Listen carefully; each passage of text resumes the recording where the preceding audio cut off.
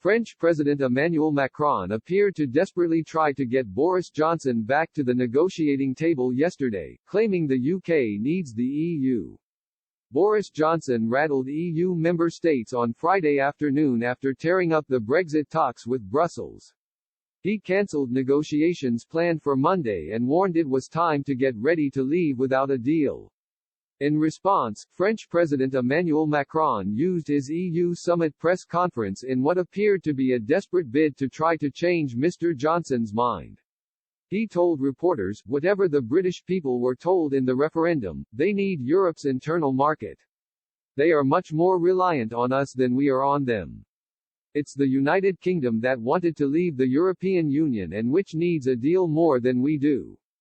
Yet today the British proposal is access to the European market without respecting the rules. It's not the job of the remaining 27 EU member states who chose to remain to make the British Prime Minister happy. He later repeated this message on his official Twitter account, saying, "In view of Brexit, the British need a deal more than the European Union. The Europeans are ready to continue negotiations. Our conditions are clear and known. It is now up to the UK to choose whether or not it wants a deal." Earlier in the day, Mr. Macron had signaled a softening stance on fisheries, claiming that French fishermen know they won't get the same access to British fishing waters after Brexit.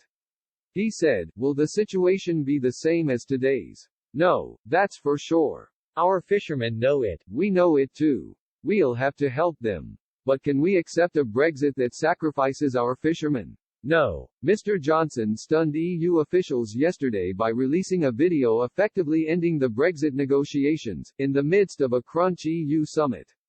He threatened that unless there is a fundamental change of approach from the EU, Britain would opt for an Australia-style deal.